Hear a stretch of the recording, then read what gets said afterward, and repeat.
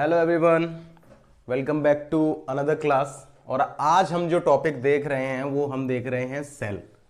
तो सबसे पहले हमें यह समझना है कि सेल क्या है।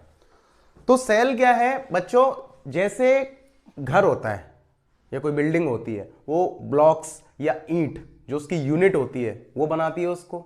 ईंट पे ईंट रखी जाती है तभी जाके कोई इमारत तैयार होती है। जस्ट लाइक सेल है। जब मैंने बताया आपको, बहुत सारी सेल्स मिलके हमारा जो शरीर है उसका निर्माण करती हैं। उससे पहले जो हमें देखने वाली चीज है स्ट्रक्चरल एंड फंक्शनल, यानी हमारा शरीर जो बना है वो किससे बना है? सेल से बना है। संरचना सेल है हमारी। फंक्शन, जितने भी हमारी बॉडी में फंक्शंस हो रहे हैं, जो सारी की सारी चीजें हेड टू टो, आप कहीं भी चले जाइए हर जगह सेल है। लेकिन सेल्स क्या होती हैं? कंबाइंड होने लग जाती हैं और वो बॉडी को बनाती हैं। Cell is invented by Robert Hooke. Cell की जो खोज की है वो किसने की है? रॉबर्ट हुक नाम के वैज्ञानिक थे। कब की? 1665 में, 1665। Next, cell are the basic building block of living things. जैसा मैंने आपको पहले बताया, बहुत सारे सेल्स जब कंबाइंड होने लग जाते हैं तो वो एक ब्लॉक बनाते हैं। जैसे ईंटें होती हैं, तो जैसे 4 ईंटें जुड़ी हुई हैं, ये ईंटें जुड़ी हुई हैं तो एक दीवार बनाएंगी ये, है ना। 1 दीवार, 2 दीवार, 3 दीवार, 4 दीवार, उसके बाद छत, कमरा कंप्लीट। ऐसे ही हमारी बॉडी है, बहुत सारे सेल्स यहां होते हैं। वो सारे के सारे सेल्स क्या होंगे? आपस में जुड़ जाएंगे और शरीर का निर्माण करेंगे। उसके बाद next point, cell make structure of body. जो हमारी सेल है वो बॉडी का स्ट्रक्चर बनाती है। और सेल कितने तरह? सेल की जो स्टडी है उसको हम साइटोलॉजी बोलते हैं। क्या बोलते हैं? साइटोलॉजी। सेल की स्टडी को हम साइटोलॉजी बोलते हैं। सेल 2 तरह की होती हैं, प्रोकैरियोटिक, यूकैरियोटिक, है ना। प्रोकैरियोटिक सेल 1.5 म्यूमीटर की होती हैं, यूकैरियोटिक 10 to 100 म्यूमीटर की होती हैं। जो हम इंसान हैं, एनिमल ग्रुप है, वो सब किस में आते हैं? यूकैरियोटिक में। ठीक है, ये हम किस में पढ़ रहे हैं? एनाटॉमी और फिजियोलॉजी पढ़ रहे हैं। एनाटॉमी का मतलब किसी भी मानव शरीर या किसी भी शरीर की संरचना के बारे में अध्ययन करना। फिजियोलॉजी, जो संरचना है वो किस प्रकार फंक्शन कर रही है उसके बारे में अध्ययन करना। ठीक है, तो जो सेल है हमारा, तो अभी जो हम देखेंगे स्ट्रक्चर है सेल का, है ना। ऐसे लगभग ट्रिलियन स्ट्रक्चर जब मिलते हैं तो ह्यूमन बॉडी बनती है ना।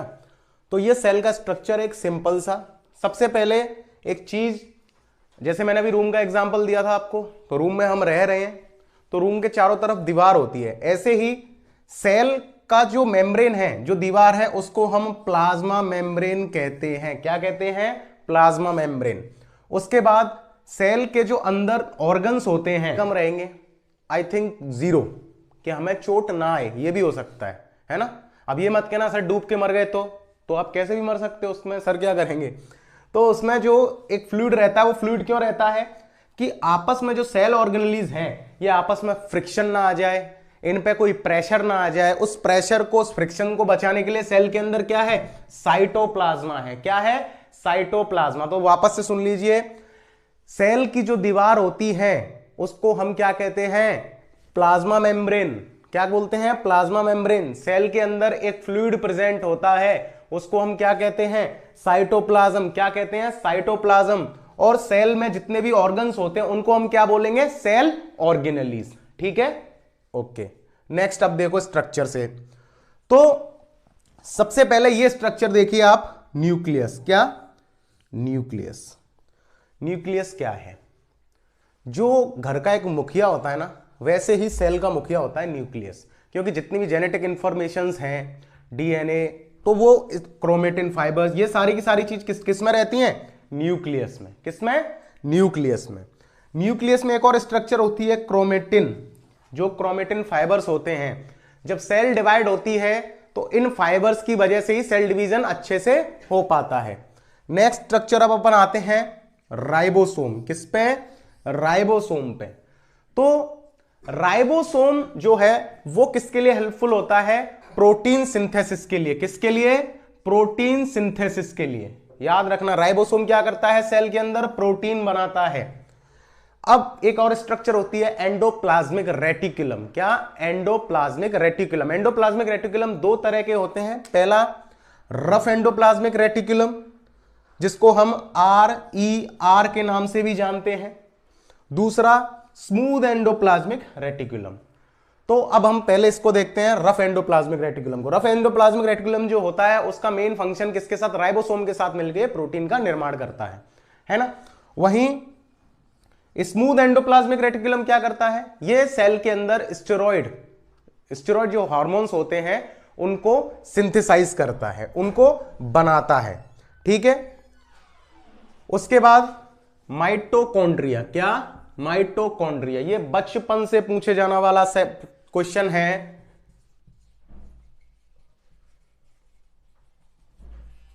पावर हाउस ऑफ सेल, बचपन से पूछ रहे हैं कि कोशिका का शक्ति ग्रह माइटोकॉन्ड्रिया को क्यों कहा जाता है। तो हम भी अपनी पूरी बेवकूफी के साथ एक जवाब लिख के आते थे, क्या? क्योंकि इसके अंदर एनर्जी होती है। लेकिन ये सही बात है, इसके अंदर ATP, जिसका नाम है एडिनोसिन ट्राइफॉस्फेट। क्या नाम है? एडिनोसिन ट्राइफॉस्फेट, जो हमें एनर्जी प्रोवाइड करती है, वो कहां है? माइटोकॉन्ड्रिया में। तो इसको इसीलिए हम क्या कहते हैं? Powerhouse of the cell. Next is centrosome. Centrosome और सेंट्रियोल्स, ये एक स्ट्रक्चर है। तो जो सेंट्रियोल्स और सेंट्रोजोम है, these are act in cell division. ये भी किसमें रोल प्ले करते हैं? अपना सेल डिवीजन में। ठीक है। उसके बाद एक और स्ट्रक्चर है लाइसोसोम। लाइसोसोम, इसको आपने सुना होगा, सुसाइडल बैग भी बोलते हैं। क्या बोलते हैं? Suicidal bag. वो क्यों बोल रहे हैं हम?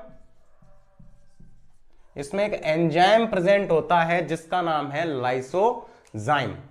लाइसोजाइम एंजाइम जो है, इसका जो मेजर फंक्शनिंग है वो ये है कि ये WBC के साथ मिलके, या इसका खुद का ही फंक्शन ये है, किसी भी चीज को जो भी फॉरेन बॉडी सेल के अंदर एंटर करेगी उसको डाइजेस्ट करना, है ना। क्या करना? डाइजेस्ट करना। उसके बाद नेक्स्ट स्ट्रक्चर है गोल्जी अपैरेटस। क्या? Golgi apparatus. अब क्या होता है कि जो गोल्जी अपैरेटस है, तो इसकी जो फंक्शनिंग है वो ये है कि कोई भी चीज को बाहर, यानी ये क्या करता है, प्रोटीन्स के पैकेट बनाएगा या बंडल बनाएगा, उनको भेजेगा।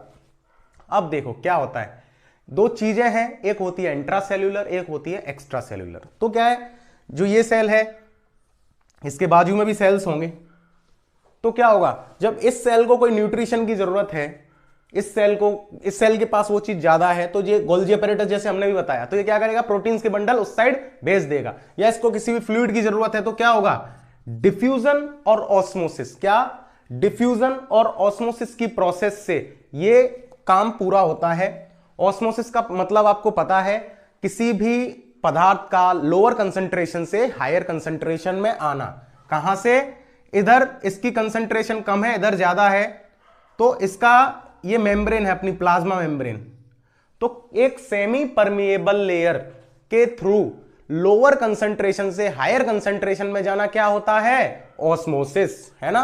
तो through the process of osmosis and diffusion ये काम पूरा होता है। कोई भी चीज सेल के अंदर और सेल के बाहर जाती है। ठीक है। नेक्स्ट जो हम देखेंगे वो हम जो देखेंगे वो हम देख रहे हैं प्लाज्मा मेम्ब्रेन की स्ट्रक्चर। जो ये दीवार है इसके अंदर ईंटें कैसे लगी हैं, सीमेंट कैसे लगा है, वो सब हम यहां देख रहे हैं। ठीक है।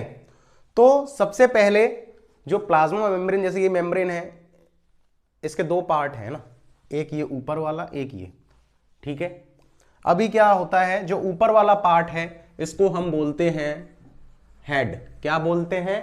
हेड। और जो नीचे वाला पार्ट है इसको हम बोलते हैं टेल, है ना।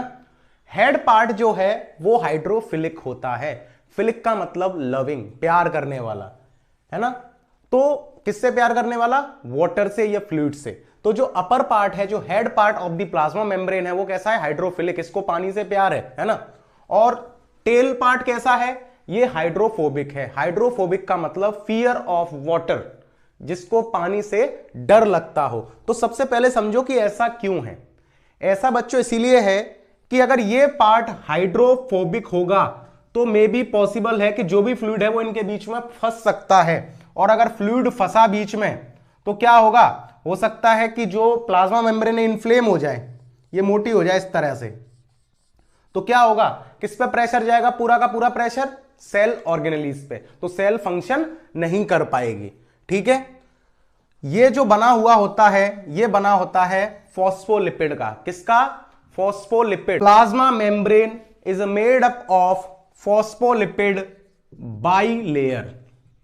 क्लियर है, किसका बना हुआ है ये, फॉस्फोलिपिड बाइलेयर का। ठीक है, बीच में इसको हम चैनल बोल सकते हैं या ट्रांसपोर्टर बोल सकते हैं।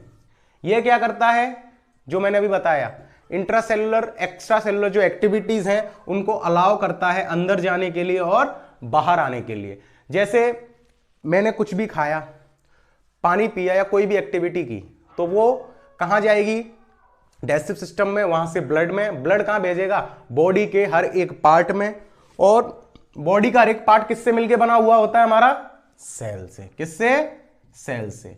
तो ये एनर्जी कहां तक पहुंचेगी, सेल तक, है ना। दूसरी चीज जो मैं समझाना चाहता हूं आपको वो ये है कि सेल के अंदर क्या जाता है, ऑक्सीजन। क्या जाता है, ऑक्सीजन।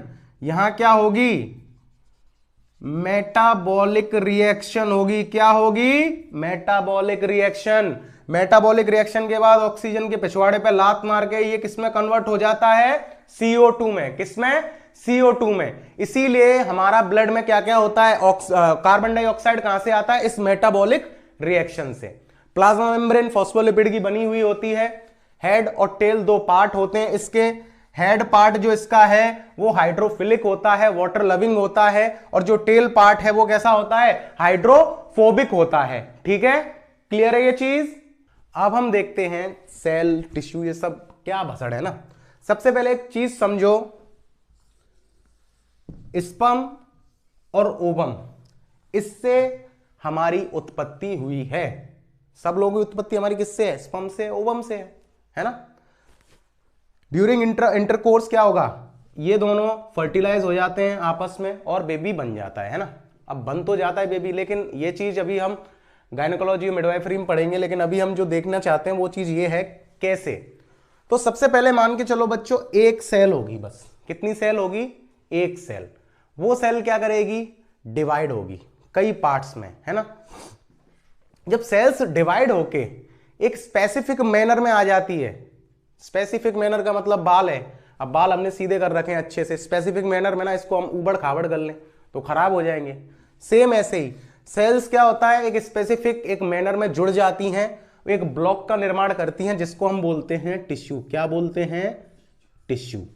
ठीक है, जिसको हम ऊतक बोलते हैं। टिश्यूज क्या करते हैं, हर एक चीज के अलग अलग टिश्यू होते हैं, हर एक ऑर्गन अलग अलग टिश्यूज से मिलकर बना हुआ है, वो हम टिश्यूज में देखेंगे। उसके बाद जब टिश्यूज बन जाते हैं तो ये ऑर्गन का निर्माण करते हैं। जैसे मैंने यहां किडनी का एग्जांपल दिया है आपको, ये एग्जांपल है किडनी का। जैसे टिश्यू बने, टिश्यू ने किडनी का निर्माण किया धीरे धीरे धीरे धीरे। अब ऑर्गन, किडनी बन चुकी है पूरी तरह से, ठीक है। किडनी बन गई तो किडनी ने क्या किया, सिस्टम बनाया। कौन सा, एक्सक्रीटरी सिस्टम बनाया किडनी ने। उधर हार्ट के टिश्यूज थे, उन्होंने हार्ट तैयार कर दिया। नर्वस टिश्यूज ने अपना पूरा नर्वस सिस्टम तैयार कर दिया। स्केलेटल सिस्टम तैयार हो गया, स्किन तैयार हो गई। तो ये अलग अलग सिस्टमों ने काम किया। वो टिश्यूज अपना काम कर रहे हैं, नर्वस सिस्टम वाले, कार्डियोवैस्कुलर अपना कर रहे हैं, स्केलेटोमस्कुलर अपना कर रहे हैं, और डाइजेस्टिव अपना कर रहे हैं, एक्सक्रीटरी अपना कर रहे हैं। जब बहुत सारे सिस्टम बन गए तो फाइनली किस चीज का निर्माण होता है, बॉडी का। किसका, बॉडी का। सेम अब प्रोसेस वापस आ जाओ आप। जो मैं आपको समझा रहा था वो चीज ये है कि जब बॉडी का निर्माण सेल से हो रहा है तो सेल इसकी यूनिट हुई, तो सेल को भी तो एनर्जी चाहिए। हमने देखा सेल से बॉडी कैसे बनी, है ना। तो आज सेल हम इतना ही पढ़ेंगे, उसके बाद नेक्स्ट क्लास में अब हम आपको मिलते हैं। धन्यवाद।